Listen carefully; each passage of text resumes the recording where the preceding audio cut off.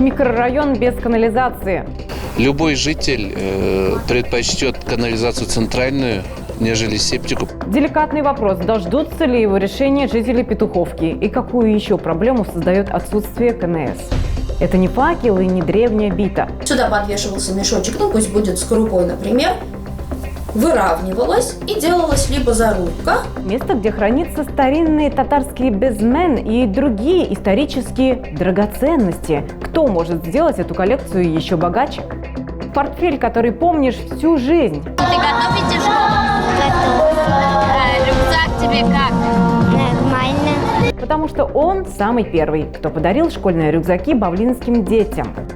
Мистическая сила, что помогает писателям. Писатели говорили, что кто-то шепчет в ухо. Не верилось. А когда сами начали писать, действительно так. В чем секрет удачных книг и завораживающих сюжетов? Сокровенные тайны и творческие секреты раскроют сами писатели в День книголюба. Это новости Юго-Востока. Здравствуйте, в студии Елена Золотарева. В Альметьевском микрорайоне Петуховка в скором времени может появиться новая канализационно-насосная станция. В прошлом строительном сезоне там уже запустили в работу КНС, которой подключилось уже 46 домов, осталось 217. Вместе с Петуховкой потребность станции частично испытывает Урсала и еще несколько территорий частных домовладений. Пока специалисты готовят проект и ищут нарушителей, которые самовольно подключаются к сети или сливают отходы.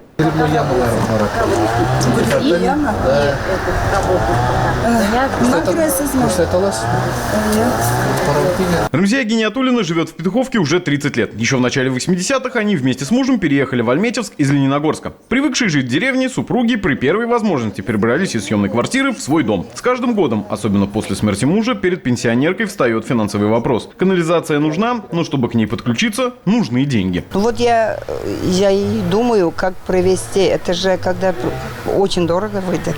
Ну и куда денешься, если все так будут? Не знаю. Время покажет. Сколько это будет стоить, не берутся сказать даже профильные специалисты. Конечная цена будет зависеть от проекта.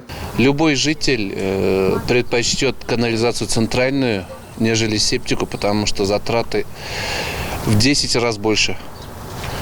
Например, если заказывать машину, 10-кубовая машина, она 2,5-3 тысячи будет. А 10 кубов водоканалу за слив платишь 270 рублей. Комиссия обходит дом за домом в поисках нарушителей. Те, кто самовольно подключился к канализации, те, кто самовольно сливает сточные воды или сбрасывает другие отходы жизнедеятельности в канализацию. Сейчас в микрорайоне есть одна канализационно-насосная станция. К ней подключились 46 домов из 263. Нужно строительство еще одной. Ее запуск пока в планах на 2 следующих года. И центральная канализация поможет избавиться еще от одного вида нарушителей – незаконопослушных ассенизаторов. И очень часто бывает такое, что эти ассенизаторы вместо того, чтобы добросовестно транспортировать их и передать на очистные сооружения Альметьевского водоканала, очень часто бывает такое, что эти перевозчики, они находят места где-то. Для частного сектора отсутствие централизованной канализации – одна из самых актуальных проблем. Михаил Степанов живет в Петуховке последние 10 лет. На этом же месте раньше стоял дом его родителей. Ну, кому как. А что вот так, сейчас уже, читай, на пенсии, что там с 4 квартир, это в самых комнатах. А здесь вот, смотрите, вот цветы, я здесь вот, как говорится, работаю маленько, порядок навожу. И как бы Михаил не любил свой сад и уют частного дома, комфорт и доступность уже проведенных в многоквартирных домах коммуникаций он не отрицает. Если для местных жителей проблема в том, что выгребные ямы нужно опустошать, то для экологов, сотрудников водоканала и специалистов Роспотребнадзора в том, что содержимое септиков может попасть в грунтовые воды. Частный сектор всегда в зоне внимания, но микрорайон Петуховка особенно, потому что в данном микрорайоне большое количество подземных вод, которые стекают у нас в водоем, который находится непосредственно в микрорайоне, и потом перетекает уже в городское озеро. Специалисты начали обходы в начале прошлой недели и планируют завершить их к середине следующей. Пока нарушителей не обнаружено. Тимур Туманов, новости Юго-Востока. А вот как раз пример, как незаконный слив может привести к проблемам. В Заинске обнаружили несанкционированный выброс отходов молочной продукции кооператива «Зай». Экологи выехали на место и отобрали пробы почвы на 2 площадках. По результатам лабораторных исследований выявили превышение по 4 показателям. Общая площадь загрязненной территории более 654 квадратных метров. Предприятию выдали предостережение о недопустимости нарушения обязательных требований закона, а материалы передали в городскую прокуратуру города Заинска для принятия мер реагирования. Продолжаем выпуск. В Центре занятости состоялась встреча бизнесменов и представителей Фонда поддержки предпринимательства республики. Какие меры поддержки предусмотрены государством? Какая электронная платформа помогает в решении проблемы и чем содействует молодому бизнесу? Обо всем этом подробно в материале. Предприниматели через свое ЦП, через госуслуги регистрируются на этой площадке цифровой платформе. Речь о МСП – государственной платформе для предпринимателей и самозанятых. На портале собраны все инструменты и меры поддержки, онлайн-сервисы для бизнеса и программы обучения и актуальной информации. О ней говорили на встрече предпринимателей в Центре занятости населения. Руководитель Фонда поддержки предпринимательства Республики Татарстан рассказал и о тех возможностях, которые предлагает фонд. Фонд поддержки предпринимательства, мы являемся, в первую очередь, это государственные микрокредитные компании. Мы предоставляем в первую очередь микрозаймы, льготные микрозаймы для самозанятых и предпринимателей. По продуктам фонда установлены ставки от минимальной в 0,1% годовых до 5,5%. Пришедшим на встречу предпринимателям подробнее рассказали о них. Среди участников семинара Оксана Камалиева. Вместе с мужем они занялись предпринимательством совсем недавно. Мы с мужем занимаемся производством мягких окон. Мы открыли производство в этом году в городе Альметьевске. И для владельцев частных домов мы производим мягкие окна. В мягких окнах вместо стекла стоит пленка из ПВХ. Используют ее на верандах, беседках. Каких-то глобальных проблем в бизнесе женщина пока не называет. Пока стоит вопрос только с поиском клиентов. Я думаю, что мы подумаем над тем, чтобы выходить на экспорт. То есть будем рассматривать возможности. Ну и воспользуемся теми поддержками, которые предложили сегодня. Участникам встречи рассказали о графике предстоящих форумов-марафонов для деловых людей. Ознакомились с мерами поддержки молодых и социально ориентированных предпринимателей. Предприниматель, который до 25 лет, можно получить грант Министерства экономики до 500 тысяч рублей на развитие своего производства. То есть, если вы являетесь, у вас там кто-то знакомый есть, до 25 лет или находится в реестре социальных предпринимателей, то есть возможность в сентябре-октябре месяце получить вот эти гранты. Альбина Гергет, руководитель Центра поддержки экспорта Фонда поддержки предпринимательства, рассказала о возможностях реализовать продукцию на международных маркетплейсах. Мы за вас оплачиваем подрядчику создание страницы предприятия, создание товарных карточек, учим работать на площадке и оплачиваем техническую поддержку на срок размещения вас на площадке. То есть фактически бесплатное размещение в международном маркетплейсе в течение года вы получаете. У Российского экспортного центра около 150 международных аккредитованных маркетплейсов. Фонд поддержки предпринимательства оказывает и услугу софинансирования затрат на транспортировку продукции до российской границы. Катерина Машинцева, Ильнур Залятов, Новости Юго-Востока. И о происшествиях. Жители Альметьевска подозревают в склонении к интиму подростков. В отдел по борьбе с организованной преступностью Управления уголовного розыска поступила информация о том, что мужчина причастен к преступлениям против половой неприкосновенности и развратным действиям в отношении детей. Оперативники уголовного розыска, участковые и инспекторы по делам несовершеннолетних после проверки поступившей информации выехали по адресу и задержали подозреваемого. Им оказался 28-летний местный житель. Позже выяснилось, что мужчина знакомился с подростками, приглашал их к себе домой. Там они играли в компьютерные игры, смотрели кино, а затем мужчина предлагал им вступить в интимную связь и предлагал деньги. В настоящий момент следственными органами принято процессуальное решение и решается вопрос о возбуждении уголовного дела. Напомню, что связаться с нами можно через мессенджеры WhatsApp и Telegram. Пишите, если у вас есть вопрос, пожелание, либо вы хотите поделиться проблемой или предложить тему для сюжета. Сегодня это еще не все новости. Продолжим после рекламы. И вот о чем расскажем далее. Это не факел и не древняя бита. Место, где хранятся старинные татарские безмен и другие исторические драгоценности. Кто может сделать эту коллекцию еще богаче? Портфель, который помнишь всю жизнь, потому что он самый первый, кто подарил рюкзаки и ранцы бавлинским детям. Мистическая сила, что помогает писателям. В чем секрет удачных книг и завораживающих сюжетов? Сокровенные тайны и творческие секреты раскроют сами писатели в День книголюба.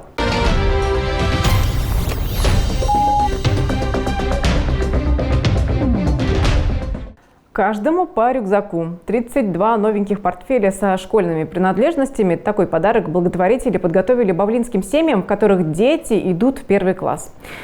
Акция «Помоги собраться в школу» уже на протяжении 10 лет оказывает помощь малообеспеченным, многодетным и приемным семьям, чтобы хоть немного сделать важный день в жизни первоклассников праздником. Вручали портфели будущим школьникам торжественно на главной площади Бавлов. Как это было, видела Айгуль Идиатуллина. Пришло время для всероссийской благотворительной акции «Помоги собраться в школу». Акция «Помоги собраться в школу» в этом году стартовала в июле. Собрать первоклассников помогли спонсоры, предприятия и организации. В этом году у нас более 350 детей идут в 1 класс. Из них где-то 50 детей у нас нуждаются в этой помощи. Поэтому сегодня у нас будет награждение, еще до 1 сентября пару таких акций у нас тоже пройдут. Будущим первоклассникам их первые портфели вручил руководитель райисполкома Данияр Бакиров. Он пожелал ребятам успехов и, конечно, только хороших оценок. Кореев Аслан. Школьные ранцы укомплектованы необходимыми канцелярскими принадлежностями. В них есть тетради, пластилин, линейки, цветные карандаши, кисточки, цветная бумага и другие необходимые для учебы вещи. Через 2 недели 7-летний Карим Нафиков сядет за парту. Портфель стал хорошим подспорьем для семьи. Огромную благодарность, что вот так вот нас администрация всегда поддерживает. Это очень волнительно, тем более у нас первый ребенок, он идет в школу. Надеемся, что у нас это получится, все хорошо будет. А так в школе еще не успели. В принципе, рюкзак еще не купили, это как раз все вовремя. Ты готов идти в школу? Готов. Рюкзак тебе как? Нормально. К твоему первому звонку готовится 7-летняя Сусанна Агапян. В этом году в ее семье в школу собирают 2 детей. Сестра Ася пойдет уже в 3 класс. Готовимся к школе. Рюкзак еще не купили, но форму купили. Спасибо огромное за рюкзак. Спасибо большое. Что купили в школе тебе? Юбку и обувь. Читать, писать умеешь? Немного. Торжественное вручение рюкзаков стало настоящим праздником для мальчишек и девчонок. В их честь со сцены прозвучали веселые концертные номера. Айгуль Идиатуллина, Булат Миязов, новости Юго-Востока. Старинные драгоценности. Так свою экспозицию называют сотрудники Лениногорского краеведческого музея. Там объявили о начале сбора предметов старины. Обогатить коллекцию музея может каждый, кто обладает предметами конца 19 или начала 20 века. Какие необычные экспонаты уже хранятся в местном архиве, увидела Марина Алтунина. В 1983 году по инициативе 7 ветеранов Великой Отечественной началась подготовка к открытию музея. Герои войны встречались с солдатами, собирали их истории и личные вещи. Первых своих посетителей музей принял 8 мая 1985 года. Долгие годы он назывался Музеем трудовой и боевой славы. С годами начальная коллекция начала пополняться новыми экспонатами различной тематики. Поэтому в 2005 году музей был переименован в Лениногорский краеведческий музей. На сегодняшний день фонд музея – это более 12 тысяч предметов, составляющих 14 коллекций различной тематики. Все экспонаты в разные годы представлены жителями города и района. Одной из главных гордостей музея считаются старинные татарские весы «Безмен». Весы изготовлены из дерева, имеют подвижную точку опоры. Для измерения величины безмене использовались обычные гвозди. У посетителей музея часто возникают вопросы о том, что это. Кто-то предполагает, что это древняя хоккейная клюшка, кто-то, что факел или бита. Пострадал от времени. Использовались они обычно в быту. Сюда подвешивался мешочек, пусть будет с крупой, например. Выравнивалась и делалась либо зарубка, либо прибивался вот такой гвоздик. И когда в следующий раз тебе, например, вернут долг, сюда же ты его взвешиваешь, и все должно совпасть. Сейчас Краеведческий музей объявил о начале сбора драгоценностей конца 19 века, начала 20-го. Вышитые полотенца, старинная одежда, ее элементы, украшения, предметы хозяйства, кузнеческие изделия и другие предметы старины. Собранные предметы станут частью нашей истории. Марина Алтунина, Роман Богатов, новости Юго-Востока.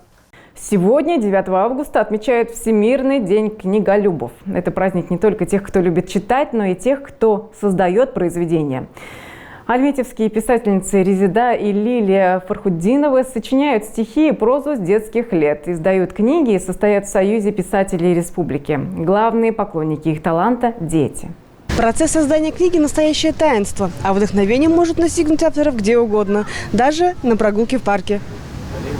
Резида и Лилия Фархутдиновы пишут стихи и прозу с детства. Свой талант сестры открыли неожиданно даже для себя. Старшие Лилии помогли его обнаружить школьное сочинение и любимая кукла. В 3 классе конкурс был. Конкурс сочинений «Моя любимая игрушка». И наша покойная уже учительница первая, она велела описать так куклу, чтобы ее все могли представить. Сочинение Лилии стало лучшим в классе. Мастерство дочери разглядела и мама сестер и рекомендовала попробовать написать что-то еще. Тогда мама вот и заметила, наверное, мой талант заметила. И так она это мне преподнесла. Сказала, что «Дочка, ты можешь писать, пиши». Открыть дар сочинительства младшей сестре Резиде тоже помогла школа. Самый первый праздник 1 сентября вызвал у нее столько эмоций, что внутри им оказалось тесно. С тех пор девочка писала стихи, но долгое время никому не показывала. Первой с творчеством Резиды тоже познакомилась мама. Я писала стихи и в детстве прятала под подушку, чтобы никто не видел. Потом только, когда соберется, из тетрадек делала книжки, сама придумывала названия, потом читала маме. Чтобы стихи и рассказы сестер стали доступны не только родственникам, повзрослев, они стали печататься в местных изданиях. Произведения Лилии Фархутдиновой публиковались в газете «Знамя труда». Лилия и Резида пишут сказки, рассказы и стихи для детей. На этом во многом оказывает влияние работа. Женщины-педагоги. С детьми мы общаемся, уроки проводим, там разные ситуации бывают, интересные случаи, истории. Вот я прихожу и записываю. А вот с написанием стихов сложнее. Тут, как говорит Лилия, без вмешательства высших сил никуда. Писатели говорили, что кто-то шепчет в ухо. Не верилось. А когда сами начали писать, действительно так. Сейчас у сестер Фархутдиновых 17 изданных книг на двоих. Секрет их произведений прост. Как рассказали сестры, чтобы написать книгу для детей, нужно понимать и знать, что волнует маленьких читателей. Елена Бауэр, Антон Николаев, Новости Юго-Востока.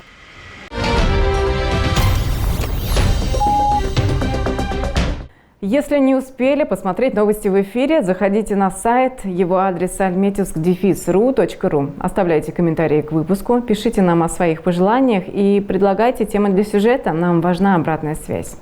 На сегодня это все. Я прощаюсь с вами. Всего доброго.